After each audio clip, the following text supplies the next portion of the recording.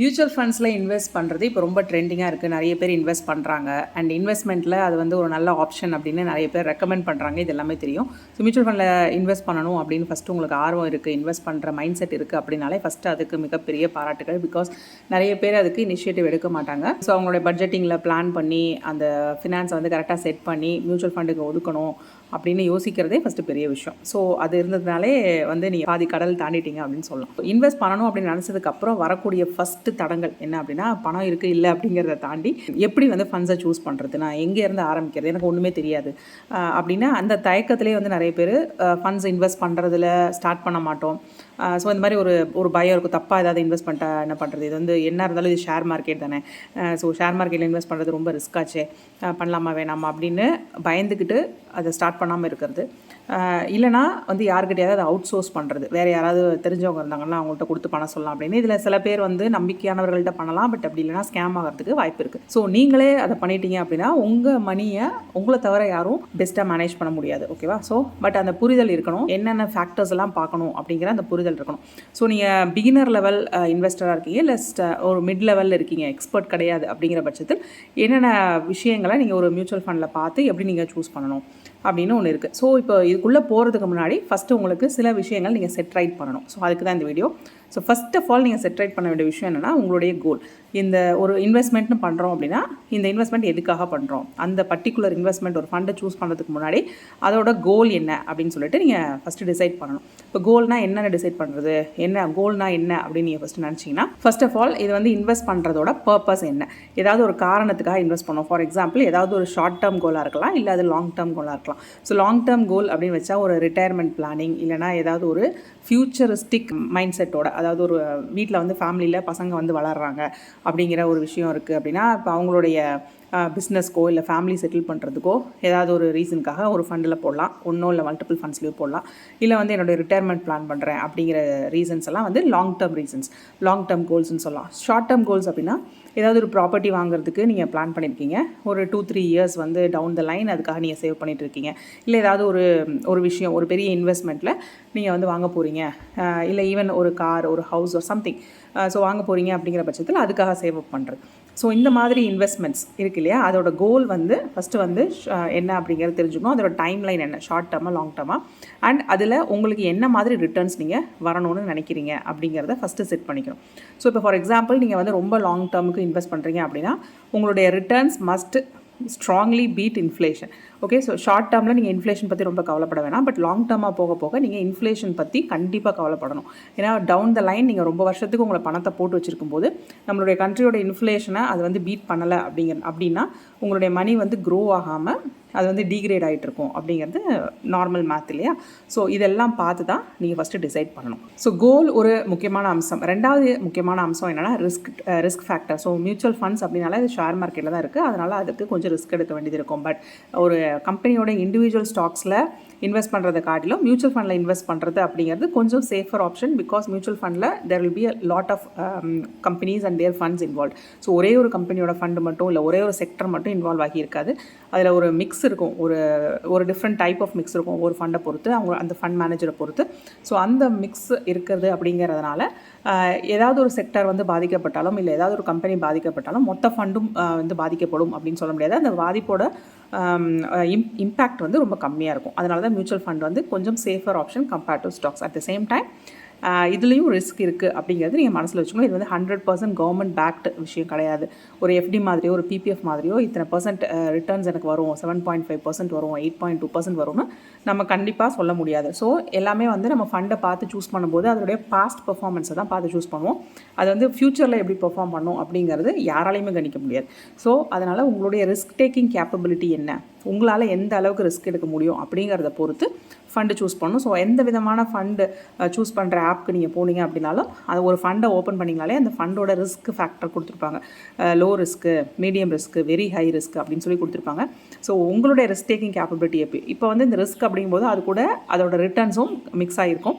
So low risk அப்படின்னா returns வந்து கம்மியாக இருக்கும், ஹை ரிஸ்க் அப்படின்னா ரிட்டர்ன்ஸ் அதிகமாக இருக்கும். ஸோ நான் வந்து ரிஸ்க் எடுக்க எனக்கு தெரியும், எனக்கு அந்த திறமை இருக்குது, என்னால் வந்து என்னால் அந்த மாதிரி ஒரு போர்ட்ஃபோலியோ செட் பண்ண முடியும். அதாவது ரிஸ்க் எடுத்து நிறைய சம்பாதிங்க நான் சொல்லலை. ஸோ வந்து உங்களுடைய போர்ட்ஃபோலியோ பேலன்ஸ் பண்ண முடியும். ஒரு பக்கம் ரிஸ்கியான சில விஷயங்களில் இன்வெஸ்ட் பண்ணிவிட்டு இன்னொரு பக்கம் உங்களால் சேஃபான பேக்கப் ஆப்ஷன்ஸ் வச்சுக்க முடியும் அப்படின்னா நீங்கள் ரிஸ்க் எடுக்கலாம். இல்லை எனக்கு ரிஸ்க்னா செட்டே ஆகாது, எனக்கு வந்து கேரண்டீடு இன்கம் வேணும் அப்படின்னு நினச்சிங்கன்னா வெரி லோ ரிஸ்க் ஆப்ஷன்ஸை நீங்கள் சூஸ் பண்ணணும். ஸோ ஃபஸ்ட்டு கோல், செகண்ட் ரிஸ்க். ஸோ இந்த ரிஸ்க் ஃபேக்டர் வச்சு மட்டும் பார்த்தோம் அப்படின்னா ஹை ரிஸ்க் அப்படின்னு பார்த்தோம்னா கிரெடிட் ரிஸ்க் ஃபண்ட்ஸ் இருக்கும், ஹைப்ரிட் ஃபண்ட்ஸ் இருக்கும், இல்லைனா மல்டி கிளாப். இதை வந்து பார்த்திங்கன்னா நீங்கள் ஷார்ட் டேர்மாகவும் லாங் டேர்மாகவும் இல்லை மீடியம் டேர்மாகவும் நீங்கள் பிரிச்சுக்கலாம். ஸோ ஹை ரிஸ்கில் ஷார்ட் டேர்ம் பார்க்கும்போது 3 வருஷம் வரைக்கும் ஷார்ட் டேர்மில் எடுத்துக்கலாம். அதில் வந்து பார்த்திங்கன்னா கிரெடிட் ரிஸ்க் ஃபண்ட்ஸ் இருக்கும், ஹைப்ரிட் ஃபண்ட்ஸ் இருக்கும். இதுவே ஹை ரிஸ்கில் மீடியம் டேர்ம் அதாவது 3 to 5 இயர்ஸில் மல்டி கேப் ஃபண்ட்ஸ் வரும். ஹை ரிஸ்கில் லாங் டேர்முக்கு வந்து பார்த்திங்கன்னா அதாவது 5 வருஷத்துக்கு அபவ் மிட் கேப் ஃபண்ட்ஸும் ஸ்மால் கேப் ஃபண்ட்ஸ் வரும். மீடியம் ரிஸ்கில் பார்த்திங்கன்னா ஷார்ட் டேர்முக்கு low duration funds, ultra short duration funds இருக்குது. அடுத்தது மீடியமுக்கு பேலன்ஸ்ட் அட்வான்டேஜ் ஃபண்ட்ஸ் இருக்குது, லாங் டேர்முக்கு மல்டி கேப் ஃபண்ட்ஸ் இருக்குது. லோ ரிஸ்க் அப்படின்னு சொல்லி பார்த்தீங்கன்னா overnight funds, liquid funds இது ரெண்டும் ஷார்ட் டேர்முக்கு யூஸ் ஆகும். மீடியம் டேர்முக்கு short duration funds, gilt funds use ஆகும். லாங் டேர்முக்கு லார்ஜ் கேப் ஃபண்ட்ஸ் யூஸ் ஆகும். ஸோ இப்படி தான் வந்து நீங்கள் கேட்டகரைஸ் பண்ணிக்கணும். அடுத்து நீங்கள் பார்க்க வேண்டிய முக்கியமான அம்சம் அந்த ஃபண்டோட லிக்விடிட்டி. ஸோ சில ஃபண்ட்ஸ் வந்து பார்த்தீங்கன்னா அவ்வளோ ஈஸியாக லிக்விடாக அவைலபிளாக இருக்கா. லிக்விடிட்டி அப்படின்னா நமக்கு இப்போ ஒரு தேவை இருக்குது, ஏதாவது நம்ம வந்து லாங் டேர்முக்குனோ இல்லை மீடியம் டேர்முக்குனோ பிளான் பண்ணி போடுவோம். பட் எமர்ஜென்சிஸ் ஏதாவது வந்துருச்சு அப்படின்னா அந்த ஃபண்ட் வந்து ஆக்சசிபிளாக இருக்குமா, வித்ட்ராயல்ஸ் பண்ண முடியுமா, அதில் எக்ஸிட் லோடு அப்படின்னு சொல்லிட்டு ஒரு ஃபேக்டர் இருக்கும்.